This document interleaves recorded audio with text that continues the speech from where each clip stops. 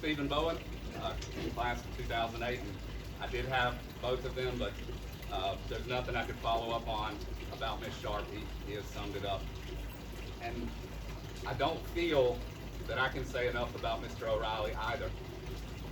But when I was afforded this opportunity, I had to try and make him proud one more time.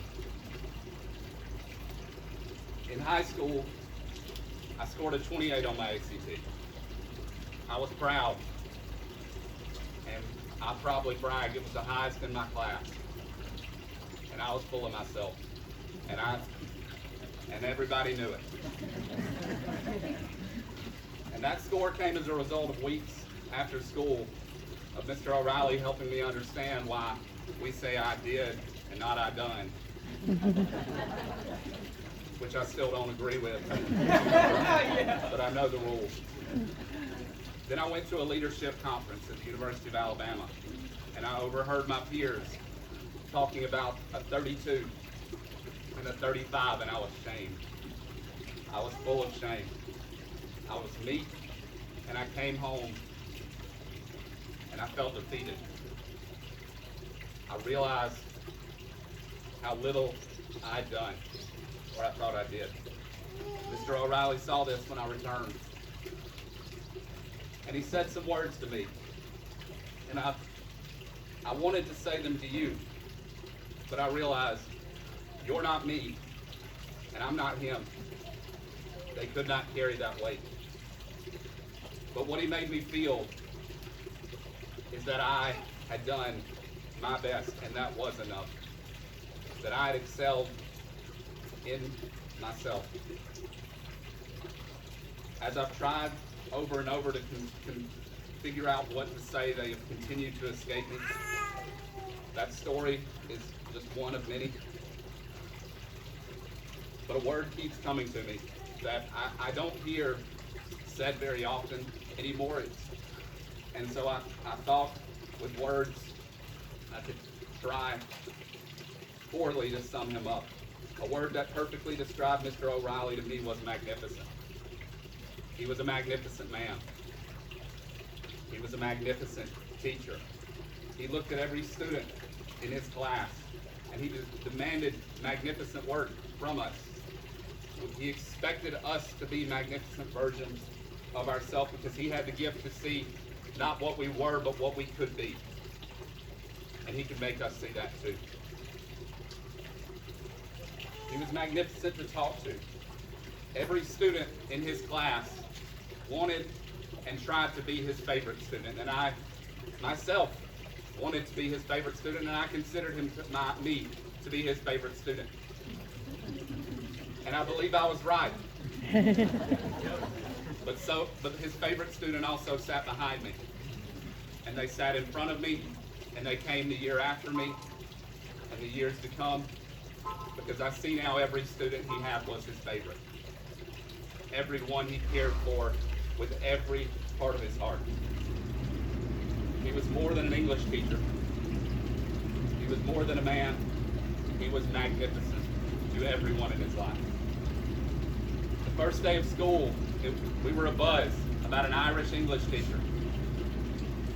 Curiosity overtook the hallways. Anyone who's walked these before knows it does not take long for word to get around. And I sat in his class, and he cracked a joke. He introduced himself. He let us hear his Irish brogue, and we were hooked.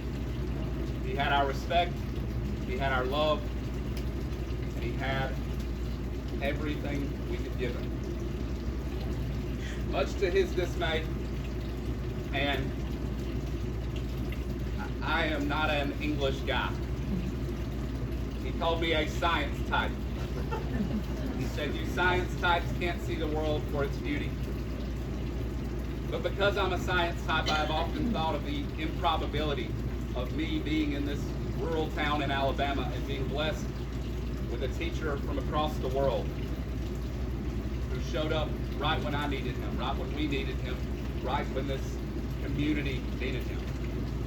And he wouldn't want me to think of it as a probability or the unlikelihood. He would want me to see it as the beautiful story it was. And I see it now.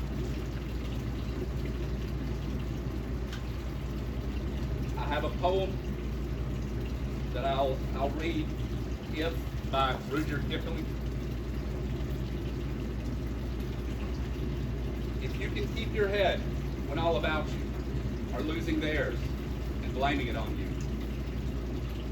If you can trust yourself when all men doubt you, but make allowance for their doubting too.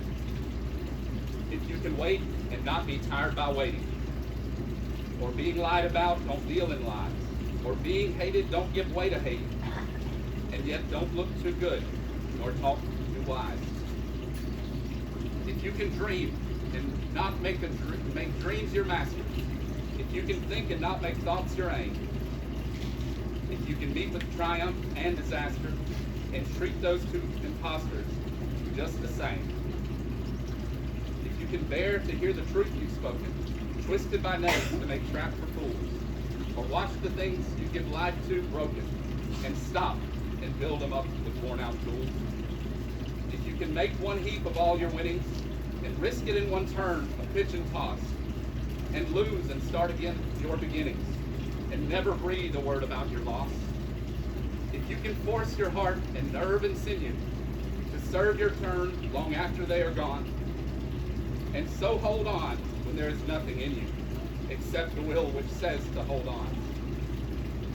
If you can talk with crowds and keep your virtue, or walk with kings nor lose the common touch, if neither foes nor loving friends can hurt you, if all men count with you, but none too much, if you can fill the unforgiving minute with 60 seconds worth of distance run, yours is the earth and everything that's in it, and which is more, you'll be a man, my son.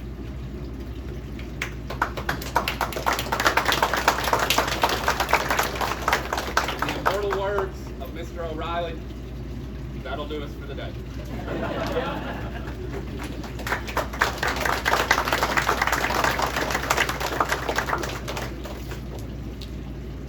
Thank you, guys. That was awesome. This garden has truly been a labor of love, and if I start thanking people, I'm going to leave somebody out in the Christmas video, so I'm not going to do that. We will send out, we'll have something posted. There's just so many people that this stuff has just done so much. It's just something that we felt led to do. We got refreshments back where you started, coffee and cake, so please stay and enjoy, look around, and thank you for coming.